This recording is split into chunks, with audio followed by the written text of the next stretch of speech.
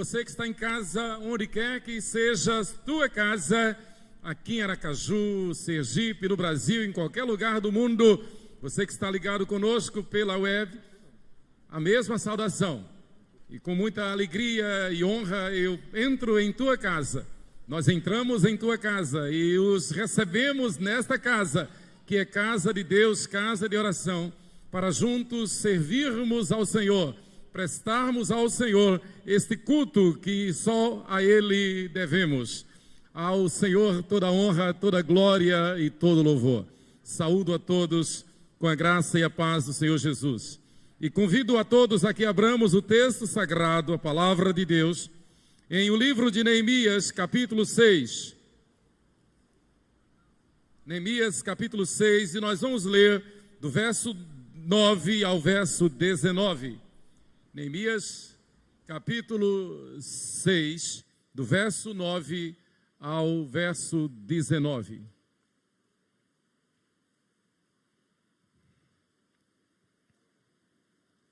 Muito bem, vamos ler juntos, e você que está em casa, leia também, abra a Bíblia. O texto também vai aparecer aí na tela. Chamem as crianças também leiam o texto.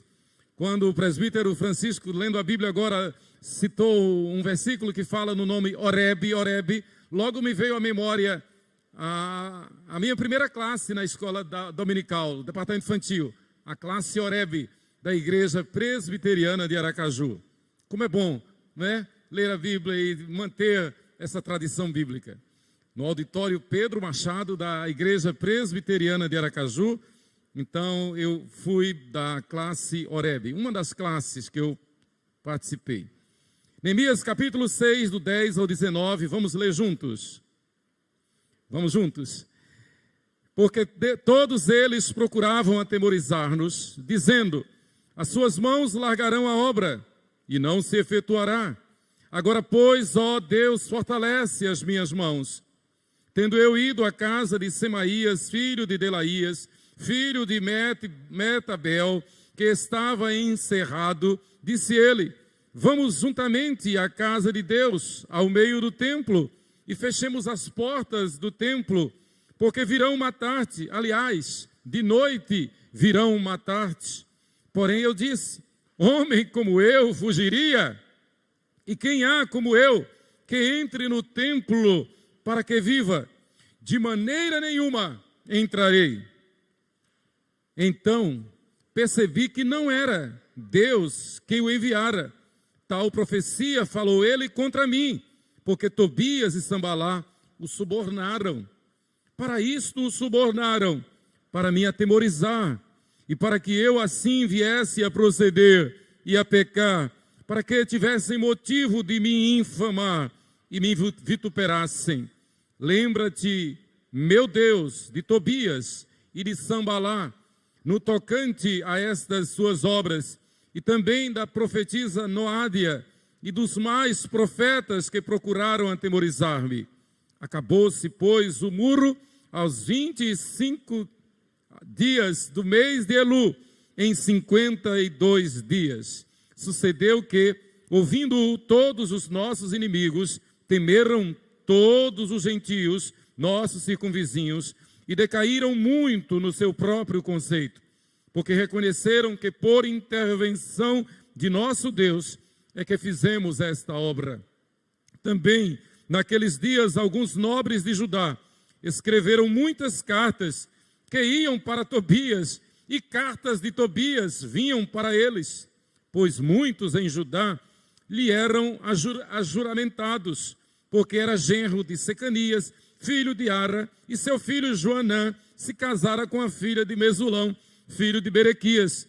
Também das suas boas ações falavam na minha presença, e as minhas palavras lhe levavam a ele. Tobias escrevia cartas para me atemorizar. Que o Senhor aplique esta palavra ao nosso coração, à nossa mente, e nos instrua na sua sã doutrina. Senhor Deus e Pai, graças te damos pela tua palavra. E humildemente, Senhor, humildemente, com coração contrito e quebrantado, nós te pedimos que tu nos doutrines na tua palavra, que tu nos moldes, nos transformes, nos renoves, nos santifiques na tua palavra e que alcancemos um padrão semelhante ao de Neemias. Como disse o apóstolo Paulo, sede meus imitadores como eu sou de Cristo. Queremos imitar homens como Paulo, como Neemias, que tem no Senhor o seu deleite. Ó Deus, fala conosco em nome de Jesus. Amém. O finalzinho dessa história, desse texto, parece uma história de Ariano Suassuna. O espírito de fofoca, ele existe desde o Éden. Na verdade, a fofoca, a fake news famosa, começou lá no Éden. E as primeiras vítimas foram Adão e Eva. Você conhece a história. E aqui no versículo 18, quando Neemias registra, e ele está dando um pouquinho da história, do caráter de Sambalá e Tobias. Pois muitos em Judá, aqui é Tobias especificamente, lhe eram ajuramentados, porque era genro de Secanias, filho de Ara, e seu filho Joanã se casara com a filha de Mesulão, filho de Berequias. Um pano de fundo rapidinho, essa turma aqui é uma turma de sacerdotes. Tobias, que era um espertalhão, ele veio e casou-se com a filha de um sacerdote, e o seu filho casou-se também com uma filha de sacerdote, e criou-se uma rede de intrigas, uma rede de fofoca dessa turma apóstata contra o homem de Deus. Eu quero falar sobre a intervenção divina. O Deus que intervém, como disse Franz Schaeffer. Alguns crentes têm a ideia de que se viverem para o Senhor e fizerem o que é certo, Deus os guardará de toda a adversidade. Hoje nós vamos receber novos diáconos e a palavra de ordem é cuidado. Aquele que pensa estar em pé, não caia, não vacile, não transgride. Outro dia, conversando com um membro antigo da igreja, e ele contando de dificuldades e tal, e eu disse, o que você está pensando em fazer? Eu estou pensando em procurar uma igreja. Você não aprendeu nada. Perdeu tempo. Na verdade, literalmente, é uma afronta contra Deus. A pessoa fez profissão de fé. E era um oficial. Chegou a ser oficial. Porque estava enfrentando um problema, então achou que a solução, o antídoto fosse a vacina fosse simplesmente mudar de igreja como se troca de roupa. Aliás, isso virou uma crise. Acho que o ano passado, 2 anos atrás, eu e Lucas participamos de um encontro do Global Kingdom, com o Dr. Elias Dantas, e o Global Kingdom, que é uma rede de pastores no mundo todo. Então, todos preocupados com essa coisa de crentes mudarem de igreja como se troca de roupa. Essa turma de Sambalá, Tobias, Gesem, era uma turma que estava ali para perturbar. Estava ali não para ser fiel a Deus, falava bonito o nome de Deus, falava bonito das coisas de Deus, elogiava as obras de Deus, mas na prática, na realidade, eram apóstatas, eram infiéis. Este é apenas um pano de fundo. Então, mas há pessoas que atribuem que se servir a Deus não vão ter problema. Tem até quem diga mesmo. Servir a Deus é parar de sofrer, servir a Deus é como estar no mar de rosas. Não é assim que a Bíblia ensina. E atribuem as tribulações ou provações a algum pecado que possa ter cometido. E como resultado gastam sua vida trabalhando sob sentimentos de culpa e indignidade. A Bíblia não ensina desse jeito. Por exemplo, se Neemias tivesse tal ideia, talvez fosse tentado a pensar que após sacrificar sua vida de luxo, de mordomia na Pérsia, como ministro do homem mais poderoso do mundo na sua época, o rei Artaxerxes, ele podia pensar que o máximo que pudesse sofrer fosse simplesmente ser reconhecido como governador lá em Jerusalém. Porque ele deixara o palácio, ele deixara o império, ele deixara o luxo para ir trabalhar num lugar hostil, num lugar que estava no monturo, que estava numa verdadeira destruição, num lixo. Mas Neemias não pensou assim. Em vez disso, Neemias enfrentou oposição. Neemias enfrentou aflições. Neemias enfrentou oposição tanto dentro de Jerusalém, tanto dos seus conterrâneos, como dos de fora, que não estavam interessados em ver Jerusalém reconstruída. Querido, quando os opositores a Neemias perceberam que a obra estava para ser inaugurada, e este é um X na questão, passaram então a atacar de forma mais violenta. Desde o início, eles tentaram impedir Neemias de fazer a obra. E se nós trouxermos para a nossa realidade, normalmente as pessoas nos acham chatos simplesmente pelo fato de sermos crentes. Você tem essa experiência, você já passou por essa experiência. Normalmente as pessoas acham que nós devemos ceder e fazer o que elas gostam, porque se nós não fizermos, seremos tratados como chatos. Não se preocupe com isso. O apóstolo Paulo diz que para o mundo nós somos loucos. O mundo nos chama de loucos. Então, desde o início, surgiu uma oposição contra Neemias, o homem de Deus, contra aquela obra. Se nós olharmos para a história da igreja, nós vamos perceber que nunca houve tempo fácil para a igreja. Sempre houve uma perseguição contra a igreja. E igreja, presta atenção, quanto mais se aproxima o grande e glorioso dia do arrebatamento da igreja, da volta de nosso Senhor Jesus, do retorno do Rei Jesus, quanto mais se aproxima esse dia, mais aflições nós vamos enfrentar, mais perseguições nós vamos enfrentar. A Bíblia é clara. Surgirão leis tentando nos impedir de declarar que Jesus é o Senhor. E a palavra de ordem é: não vacile, não tema, não negue a fé, não abra mão dos seus princípios, não negue a igreja fiel, não negue a sua pública profissão de fé. Hoje nós vamos receber nossos irmãos Oscar e Mônica Nunes como membros comungantes, pelo batismo e profissão de fé.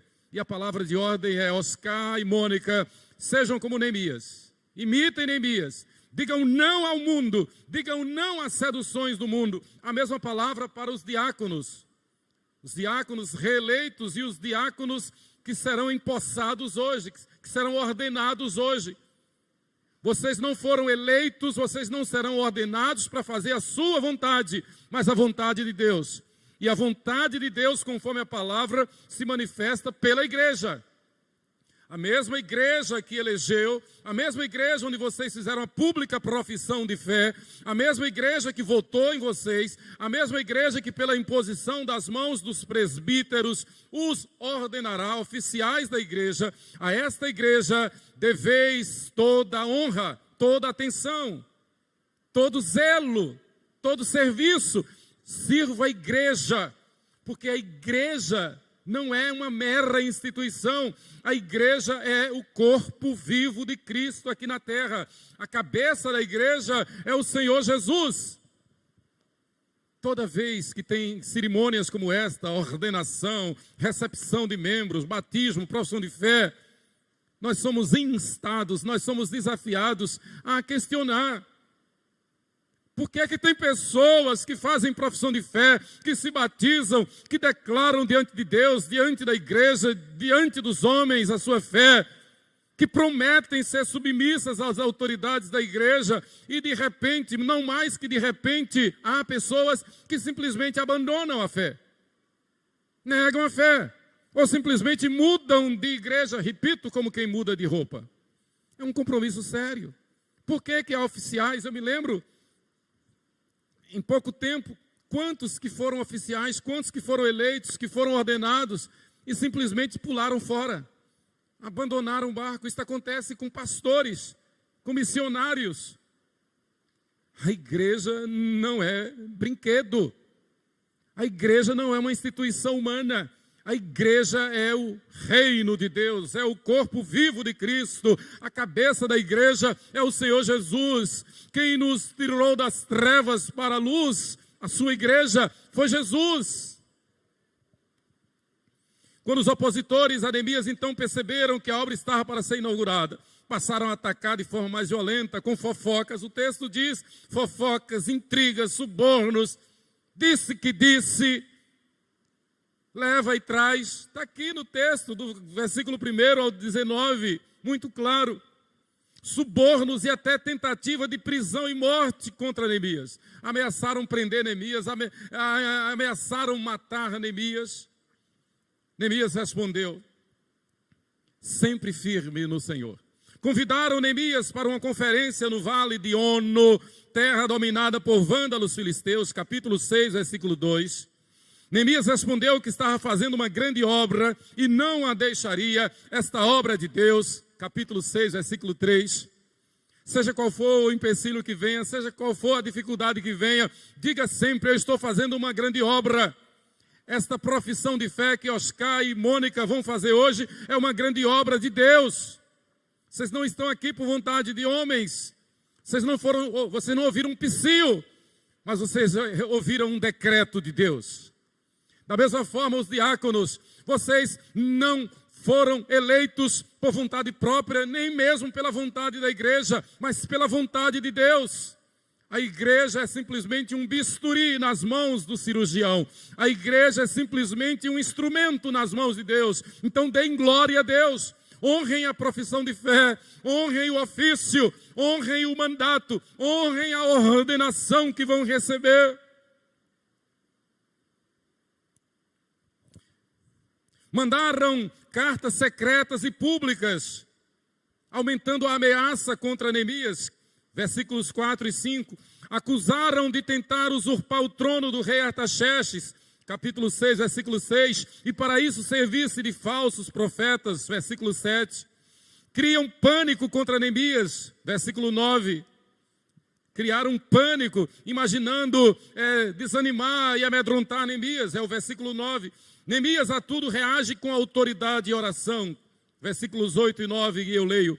Mandei dizer-lhe, de tudo que dizes, coisa nenhuma sucedeu. Tudo teu coração é que o inventas. Porque todos eles procuravam atemorizar-nos, dizendo, as suas mãos largarão a obra e não se efetuará. Agora, pois, ó Deus, fortalece as minhas mãos. Irmãos, eu preciso dizer, ser enfático, isso tem sido dito reiteradas vezes neste púlpito por todos os pregadores que por aqui têm passado. A tarefa mais importante da nossa vida é servir a Deus. Isto é óbvio. Nós fomos salvos, melhor, nós fomos criados e escolhidos por Deus antes mesmo da fundação do mundo, a fim de vivermos para o louvor da glória dEle. O trabalho, os estudos, a faculdade, as pós-graduações, o lazer, o casamento, a família, tudo isto é acessório. Tudo isto é acessório. Como nós ouvimos ontem tão bem, o motor da nossa vida, lá no presbitério, o motor da nossa vida é servir a Deus. Seja qual for a tua profissão, seja qual for a tua vida, seja qual for o teu lazer, seja qual for a tua idade, faça tudo para a glória de Deus. E a igreja é o meio por excelência, é a comunidade por excelência, onde nós servimos a Deus. Neemias está reconstruindo os muros de Jerusalém. Era necessário que os muros fossem reconstruídos para que o templo então fosse honrado. O templo já havia sido construído quase 100 anos antes, Zorobabel. Tudo isso depois da volta do exílio na Babilônia. O templo foi reconstruído, mas os muros não. A cidade continuava desprezível, desprezada, um monturo, um lixo.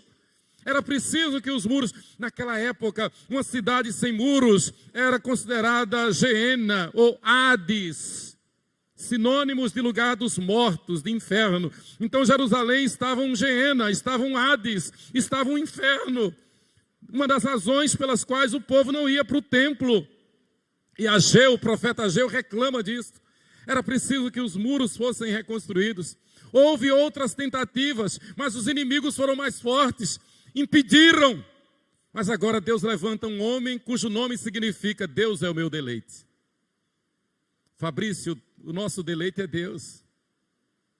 Alain, o nosso deleite é Deus. Eliane, o nosso deleite é Deus. Meu amor, o nosso deleite é Deus. Levi, o nosso deleite é Deus. O nosso deleite é Deus.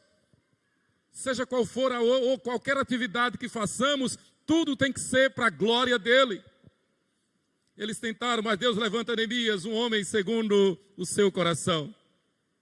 Neemias é obrigado por dever de ofício a ir à casa do sacerdote Semaías. Esse versículo é chave, versículo 10.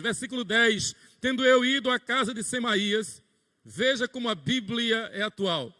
Tendo eu ido à casa de Semaías, filho de Delaías, sacerdote, filho de Metabel, que estava em isolamento social. Não me pergunte por quê, eu não sei.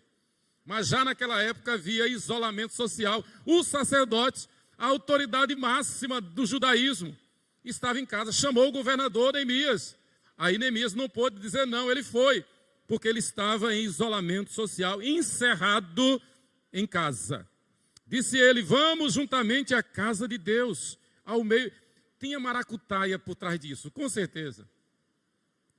O sacerdote, ele não devia estar encerrado em casa. Ele devia ir ao encontro, como nós pastores fazemos. Vamos ao encontro das ovelhas, visitamos as ovelhas. Ele devia estar atendendo as ovelhas, mas ele ficou propositalmente trancado dentro de casa, encerrado em casa, forçando Neemias, um leigo, a ir até ele. E isso para dar um ar de arauto, dar um ar de oráculo também. Isso para aumentar a sua autoridade espiritual, religiosa. Neemias, como servo, obedece e vai à casa dele. Então ele faz essa proposta, uma proposta indecente. Vamos juntamente à casa de Deus. Cuidado, cuidado. Vamos juntamente à casa de Deus, ao meio do templo. Essa expressão ao meio do templo aqui no hebraico significa vamos até ao Santo dos Santos. Não basta chegar ao templo, vamos ao Santo dos Santos, um lugar reservado exclusivamente para o sumo sacerdote. E qualquer leigo que lá entrasse seria fulminado. Lembra de Urias, o rei Urias, uma vez, num arroubo de vaidade, entrou no templo e o que aconteceu? Na mesma hora ficou leproso. Qualquer homem, qualquer leigo que entrasse no Santo dos Santos seria morto. Neemias sabia, ele não era sacerdote, não era sumo sacerdote, mas o sacerdote Semaías, a maior autoridade religiosa, o convida para entrar no templo. E ainda inventa outra mentira. Diz, vamos lá, ao meio do templo, fechemos as portas do templo, porque virão matar-te. Aliás, de noite virão matar-te. Repare que presepada, que fofoca. Para ser mais contextualizado, que fake news, que mentira do inferno. Mas Neemias era um homem em que Deus era o seu deleite. Neemias responde com veemência. Neemias responde com autoridade. Versículo 11, porém eu disse, homem como eu fugiria, e quem há como eu que entre no templo para que viva? De maneira nenhuma entrarei. Vocês novos diáconos, meus amados Oscar e Mônica Nunes, vocês vão enfrentar muitas aflições, muitas tentações de pecar contra Deus, tentações de negar a profissão de fé. Eu andava com uma turma da Escola Técnica Federal de Sergipe. Eu fiz minha profissão de fé, eu já andava desde 75, 6, 7, 78, 79. Nós entramos na faculdade juntos. A minha conversão foi em 78. A minha profissão de fé foi no dia 31 de dezembro de 1978. No dia 1º de janeiro, feriado, como estava acostumado, praia. E fui à praia e me encontrei com meus colegas. De repente, não mais que de repente, quando eu percebi, estava na mesma roda de bebidas. E por um lapso, seta do maligno, eu já tinha bebido umas 2 ou 3. Foi quando eu me lembrei, eita, eu agora sou crente. Aconteceu isso. Aconteceu isto. Menos de 24 horas depois da profissão de fé. Cuidado, Mônica. Cuidado, Oscar. cuidar dos diáconos, cuidado nós a vida toda. A Bíblia diz: aquele que pensa estar em pé, cuidado, não caia. Mas foi bom que eu disse: olha, agora eu sou crente e eu não vou mais andar com vocês. Desse jeito não.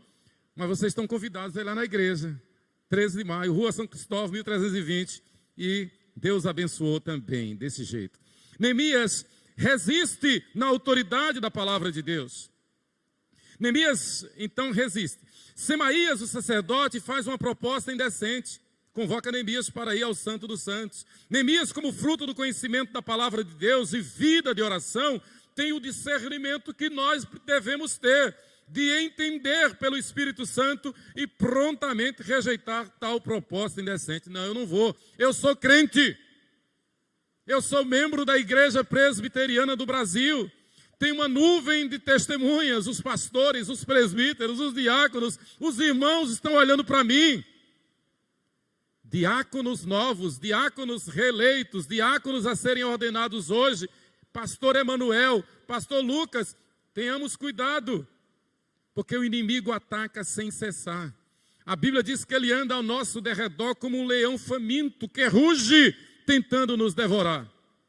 E alguém já disse que o rugido do leão já mata. O rugido do leão é assustador, é terrível. Se ouve a quilômetros de distância. Imagine ele que está aqui ao nosso derredor, tentando nos devorar. Ele faz isso através da internet, ele faz isso através de uma rede social, ele faz isso através de uma foto que chega no WhatsApp, ele faz isso na mídia em geral, ele faz isso na rua, ele faz isso servindo-se dos nossos olhos, dos nossos ouvidos. Todo tipo de tentação, cascas de banana, porque o inimigo quer nos ver no chão. O inimigo queria ver Neemias envergonhado. O inimigo queria que Jerusalém continuasse sendo tratada como Geena, Hades, lugar dos mortos, inferno. Era assim que Jerusalém era considerada, depois que o povo foi para o exílio. Mas Neemias, cheio do Espírito Santo, tem discernimento para perceber que tudo aquilo era cilada, onde Tobias e Sambalá subornaram falsos profetas e profetisas para falarem contra Neemias. A Bíblia mostra que havia profetisas também, não é? Houve profetisas do bem, Miriam, Uda, Débora, mas aqui havia uma profetisa do mal, Noádia, e Neemias dá nome aos bois. Olha, vocês são falsos profetas, e essa Noádia que está aí profetizando para o povo é falsa também, são falsos. A obra então é inaugurada num tempo recorde, 52 dias, aos 25 dias do mês de Elu. Os inimigos são humilhados, pois percebem que Deus está do lado do seu povo fiel. Os inimigos são humilhados, pois percebem que Deus está ao lado do seu servo fiel, Neemias. E a palavra de ordem para os diáconos, a palavra de ordem para Mônica e Oscar, a palavra de ordem para mim, para você, sejamos fiéis como Neemias foi. Resistamos ao inimigo e ele fugirá de nós. Resisti ao diabo e ele fugirá de vós, assim diz a palavra. E nós não temos que ter medo de falar o nome do inimigo. E nós não podemos deixar de perceber que o inimigo é feroz e ele ataca sem cessar. Tem uns crentes, tem uns cristãos que parece que tem medo, superstição de falar o nome do inimigo. Lá na Bahia fala lá ele, lá ele, lá ele. Mas ele tem nome e ele conhece o nosso nome, ele nos conhece. Ele só não é onisciente, nem onipotente, nem onipresente. Mas a sua rede de intrigas está aí em todo o tempo. Ele está aqui, tentando nos devorar, tentando causar escândalo na igreja. Imagine que escândalo, pastor fulano caiu. Missionário fulano caiu. Já viu escândalos desse? Que tristeza, que aflição. E o inimigo de plantão fica dando gargalhada lá fora. E aí tem outros tipos de Tobias, Sambalá, que aí dizem, é tudo uma coisa só. Eles gostam, por exemplo, quando tem uns escândalos assim, aí ele diz, pastor, é tudo ladrão. Se tem um dos cargos, uma das funções mais humilhadas no mundo, é a de pastor. Às vezes, quando a gente vai preencher um documento, alguma coisa, e pergunta, e eu digo solenemente, sou pastor da Igreja Presbiteriana do Brasil. Deus tenha misericórdia. Aí, normalmente há um sorriso, um soslaio, há um tom de zombaria. Pastor, é terrível. Mas Deus honra a quem o honra. Eu quero imitar Neemias, eu quero imitar Paulo.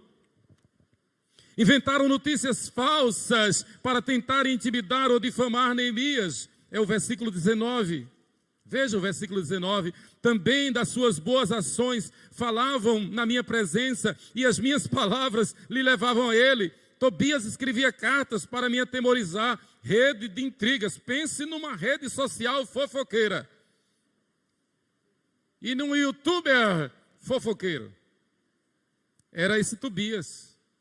Ele é o precursor de fake news na história. Eu quero falar sobre a intervenção divina e fazer algumas aplicações. Em primeiro lugar, queridos, a intervenção divina é garantia aos que mantêm comunhão com Deus. Se você mantém comunhão com Deus, não tenha dúvida, Ele vai interagir com você. Ele vai intervir na tua vida. Ele vai te socorrer. Ele vai fazer com você o que fez com Davi, e a ponto de Davi então dizer: eleva os olhos para os montes, de onde me virá o socorro? O meu socorro vem do Senhor que fez os céus e a terra. Quantas tentações temos enfrentado na vida? Se você quer saber, a pior coisa, o pior tormento na vida do crente é tentação. O nome já diz, não precisa dizer mais nada. É tentação. Tentação, literalmente, é um ataque. A palavra tentação no original significa um ataque terrível. E depois do 11 de setembro de 2001, eu passei a ter uma ideia melhor do que é tentação. Tentação é alguma coisa assim. Você está numa torre gêmea que é indestrutível. Você está no Capitólio que é indestrutível. Você não imaginaria jamais que um avião fosse servir de torpedo. Mas aquilo aconteceu. 11 de setembro de 2001. Que desgraça. Tentação é isso. O inimigo nos ataca pior do que atacou as torres gêmeas. Porque o pior ataque contra a igreja é um ataque contra Jesus. É um ataque contra aquele que derramou seu sangue na cruz do Calvário. É um ataque contra aquele que ressuscitou ao terceiro dia, esmagando a cabeça de Satanás, para nos dar vida nova, vida abundante, para nos dar alegria, para nos dar fé, a esperança e o amor de que nós vamos para o céu. E o inimigo vai fazer de tudo para nos impedir.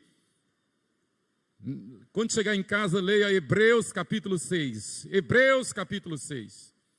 Há um perigo grande e grave para quem se descuidar da verdade. Então a intervenção divina é garantia aos que mantêm comunhão com Deus. Veja os versos 10 e 11 mais uma vez. Tendo eu ido à casa de Semaías, filho de Delaías, filho de Meetabel, que estava encerrado, disse ele: vamos juntamente à casa de Deus, ao meio do templo. Quem está falando é a maior autoridade religiosa, o sacerdote. E fechemos as portas do templo, porque virão matar-te. Aliás, de noite virão matar-te. Porém eu disse: homem como eu fugiria, e quem há como eu que entre no templo para que viva? De maneira nenhuma entrarei. Deus interveio na vida de Neemias. A sedução estava ali, o prato de lentilhas estava ali, as bandejas da Babilônia estavam ali, a mulher de Potifar estava ali. Mas Neemias como José, Neemias como Daniel, resistiu. E como José, Neemias teria dito: como pois cometeria eu tamanha maldade e pecaria contra o meu Deus? Como Jó, ele teria dito: jamais coloquei os meus olhos naquilo que é impuro. Deus interveio na vida, o Espírito Santo operou na vida de Neemias. Queridos, Deus intervém na vida de quem tem comunhão com Ele. Queira ter comunhão com Ele. Homens como Calvino, homens como Simonton, homens como meu reitor no seminário, reverendo Francisco Leonardo, homens cuja biografia é, antes de tudo, a biografia de homens de oração. Interessante, muita gente fala do teórico Calvino, do doutrinador, do teólogo Calvino, mas poucos se lembram e citam de que Calvino foi um homem de oração. Calvino contraiu tuberculose e morreu de tuberculose, porque ele passava noites a fio, no frio de Genebra, na Suíça. Ele passava noites a fio, ajoelhado, orando ao Senhor, buscando a Deus em oração. Simonton foi assim. O reverendo Francisco Leonardo, lá no seminário, nos inspirava. Ele transpirava a oração. Nós o encontrávamos sempre orando. Um doutor, um mestre, um erudito, um poliglota, um homem que fazia e faz ainda hoje conferências no mundo todo, mas antes de tudo conhecido como um homem de oração. Seja uma mulher de oração. Mônica, seja uma mulher de oração. Oscar, seja um homem de oração. Diáconos, sejam homens de oração. Entreguem ao Senhor a vida em todo o tempo. A Bíblia diz: então me invocareis, passareis a orar a mim, e eu vos ouvirei. Buscar-me-eis e me achareis quando me buscardes de todo o vosso coração. É a palavra de ordem para toda a igreja, especialmente para os novos. Buscar-me-eis e me achareis quando me buscardes de todo o vosso coração. Jeremias 29:13. Precisamos orar mais. Não se importe de ser chamado de piegas ou extremista, ou mesmo pentecostal. Oremos sem cessar. Interessante, no nosso seminário, o nosso reitor, por alguns, era chamado de pentecostal, porque ele era um homem de oração.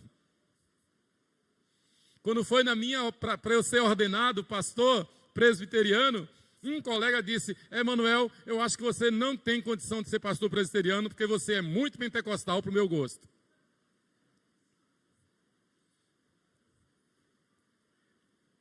Ainda antes de eu ir para o seminário, como jovem da mocidade da 13 de maio, teve um presbítero que me convocou ao conselho, dizendo que eu estava orando demais e fazendo divisão na igreja. Porque eu chegava antes do culto e reunia os jovens para nós orarmos. Mas eu continuo orando. E continuo sendo pastor, pela misericórdia e para a glória de Deus. Que sejamos todos nós como Paulo, como Neemias. Mas em segundo lugar, Deus intervém, porque Ele é socorro para aqueles que se dispõem a servi-lo. Tenha certeza, Deus intervém, porque Ele é socorro para aqueles que se dispõem a servi-lo. Mônica, Oscar, os diáconos, nós, presbíteros, pastores, nos dispomos a servir. Não tenhamos dúvida, não tenhamos medo. Deus vai intervir. Deus vai nos dar o seu socorro, o seu escape, o seu livramento, porque as tentações virão, os Sambalás, os Tobias, os Gessens, as redes de intrigas. O inimigo vai se levantar furioso contra nós, mas descansemos no fato de que Deus é o nosso socorro. Ele vai intervir em nosso socorro. É o que nós vemos no versículo 12. Então percebi que não era Deus quem o enviara, aquele sacerdote. Tal profecia falou ele contra mim, porque Tobias e Sambalá o subornaram. Que coisa feia. Fofoqueiros. O Espírito Santo revela, dá discernimento ao homem de Deus. Mas a Bíblia também diz: ao homem que teme ao Senhor, Ele o instruirá no caminho que deve escolher. A intimidade do Senhor é para aqueles que o temem, aos quais Ele dará a conhecer a sua aliança. A sabedoria nós não vamos encontrar no mundo. No mundo nós vamos obter informações, mas a sabedoria nós vamos encontrar somente na palavra de Deus. Sábio, sófos é aquele que é amigo de Deus. Então, sabedoria sem conhecimento de Deus é mera inteligência. Mas não basta ser inteligente, é preciso ser sábio. Ser sábio é ser amigo de Deus, sófos. Amigo de Deus. A intimidade do Senhor é para aqueles que o temem. Por exemplo, a rainha Esther teria sido morta, pois ela desobedecera um decreto real, cuja pena era de morte. Mas ela resolveu obedecer a Deus. Ela resistiu à tentação do inimigo, ela resistiu a ter amor próprio, ela resistiu a defender a sua integridade física, como aquela resposta que ela deu ao seu tio e pai adotivo Mordecai: meu tio, eu vou diante do rei Assuero, se eu perecer, pereci, mas eu vou porque a causa é de Deus. Diga assim: resista ao diabo, resista às tentações. Não olhe para o que não deve ser olhado, não leia o que não deve ser lido, não ouça o que não deve ser ouvido, não ande com quem não se deve andar. Bem-aventurado o homem que não anda no conselho dos ímpios, não se detém no caminho dos pecadores, nem se assenta na roda dos escarnecedores. Antes o seu prazer está na lei do Senhor, e na sua lei medita de dia e de noite. A nossa estabilidade não está no mundo. O nosso prazer não está no mundo. O nosso prazer está em Deus somente. Cuidado com a cultura do hedonismo. Cuidado com a cultura do prazer pelo prazer. Tem gente que, misericórdia, troca o serviço de Deus por um momento de prazer, de lazer. Está errado. O nosso prazer está na casa do Senhor. É meditar na palavra do Senhor de dia e de noite. Tenha lazer, devemos ter lazer, mas não troque o serviço de Deus pelo lazer. Santifique o seu sábado, e o nosso sábado é o domingo. A rainha Esther resistiu. O mesmo aconteceu com Mordecai. Pela sua fidelidade a Deus, em não se ajoelhar diante do iníquo, ele foi condenado à morte. Foi feita uma forca para matá-lo. Deus interveio na vida de Mordecai. A Bíblia diz em 1 Samuel 2:30, aos que me honram, eu honrarei. Deus honra quem o honra. Honre a Deus acima de tudo. Honre a Deus diante das tentações, diante das ciladas, diante das bandejas do mundo. Honre a Deus. Deus vai te honrar. É promessa dele. Ele não falha. Mesmo sofrendo a morte física, Deus sempre socorre os seus servos. A nossa peleja, o nosso objetivo, o nosso alvo, não é ficar aqui na terra como batata. A nossa vitória não está simplesmente em dizer, eu estou vivo. Não. A nossa vitória está em perseverar e dizer como Paulo, combati o bom combate, completei a carreira, guardei a fé, e já agora a coroa da justiça me está guardada, a qual o Senhor reto juiz me dará naquele dia, e não somente a mim, mas também a todos quantos amam a sua vinda. 2 Timóteo 4, de 7 a 8. A nossa esperança está, como Jesus nos ensina, na Santa Ceia. E quando nós tomamos a Santa Ceia, Jesus manda que Ele nos lembre da sua palavra que diz: e não tomarei convosco este cálice, até quando hei de beber novo no reino de meu Pai. Jesus nos dá esta palavra abençoadora, alvissareira, de esperança, de fé, de amor. Ele diz, e eis que não beberei deste cálice, senão até quando beber no reino de meu Pai. A próxima vez que Jesus servir a Santa Ceia, vai ser quando todos nós estivermos lá. A primeira foi quando Ele instituiu. A próxima, quando todos estivermos lá no céu. Vamos receber o cálice das mãos dEle. E a gente toma a Santa Ceia aqui justamente para fortalecer esta esperança, fortalecer a nossa fé, fortalecer o nosso amor por Ele. Mas Deus intervém. A intervenção de Deus é poder para podermos testemunhar do seu Evangelho. Deus intervém para que possamos testemunhar. Deus intervém para garantir aos que garantem. Deus intervém aos que têm comunhão com Ele, na vida de quem tem comunhão com Ele. Deus intervém como socorro àqueles que se dispõem a servi-lo, mas Deus intervém para nos dar poder de testemunhar do Evangelho. Poder de testemunhar do Evangelho. Leiamos o verso 16. Sucedeu que, ouvindo-o todos os nossos inimigos, temeram todos os gentios, nossos circunvizinhos, e decaíram muito no seu próprio conceito, porque reconheceram que por intervenção de nosso Deus é que fizemos esta obra. Eles reconheceram que foi por intervenção de Deus que a obra foi feita. Mesmo inimigos, mesmo zombando, mesmo atacando, mesmo fazendo fofoca, eles não tiveram como negar. Estes homens têm o poder de Deus. Esse Neemias é um homem de Deus. Esse Neemias tem o poder de Deus. Você que crê na intervenção divina, saiba que o poder de Deus é derramado na tua vida, na tua casa. O poder do Evangelho vai se manifestar na tua casa. E você, como Josué, vai poder dizer: eu e a minha casa serviremos ao Senhor. Eu e a minha casa serviremos ao Senhor. Confie no poder de Deus. Confie na intervenção de Deus.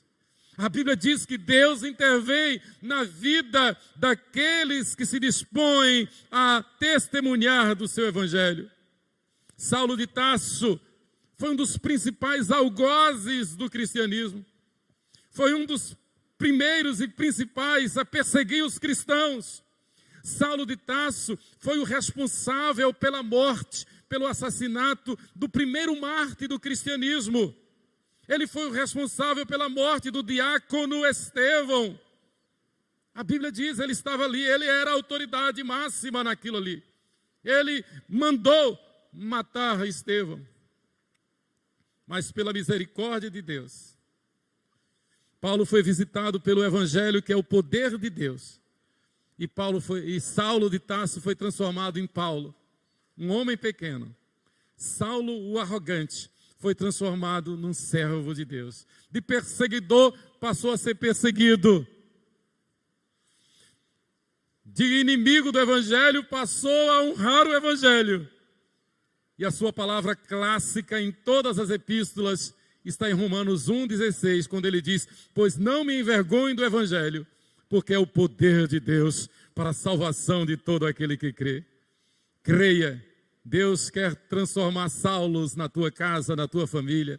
Deus quer salvar a tua casa, Deus quer salvar a tua família, Deus quer te usar, Mônica, Deus quer te usar, Oscar, Deus quer te usar os novos diáconos, Deus quer nos usar. E pedagogicamente Jesus instituiu a Santa Ceia, para que quando nós tomamos a Santa Ceia, nós cresçamos diante dele.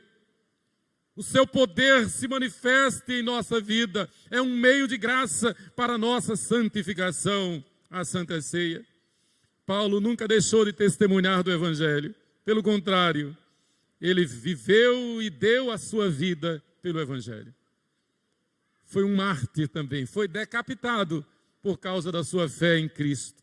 Queridos, Neemias foi um homem que deve ser imitado em tudo, pois em toda a sua vida nós vemos Deus intervindo em sua defesa, em seu favor.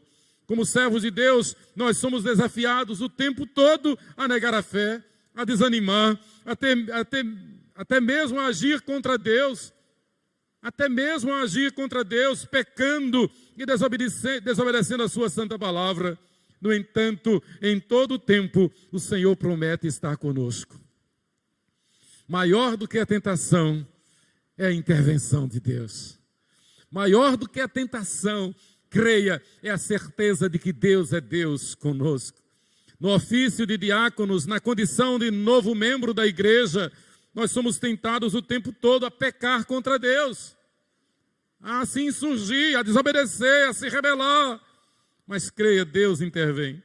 A Santa Ceia é um sacramento justamente para lembrar-nos de que se mantivermos comunhão com Deus, disposição em servi-lo, teremos sim poder para testemunhar e fazer a obra que Ele nos confiou e ver o poder do Evangelho se manifestando na nossa casa. Se você quer saber, a maior oração que eu faço, a principal oração que eu faço, é pela conversão dos nossos familiares. Quando eu percebo que tem um cônjuge que não é convertido ainda, saiba que eu oro sem cessar por esse cônjuge. Por filhos que não estão na igreja, não são convertidos, eu oro, nós oramos sem cessar, para que as famílias Sejam como a família de Josué que disse: eu e a minha casa serviremos ao Senhor.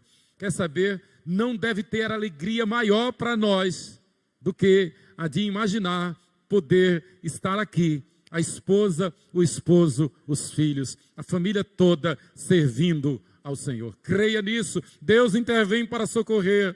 Deus intervém na vida daqueles que se dispõem a servi-lo. Deus intervém para nos dar o poder de testemunhar do Evangelho. Que Deus nos abençoe.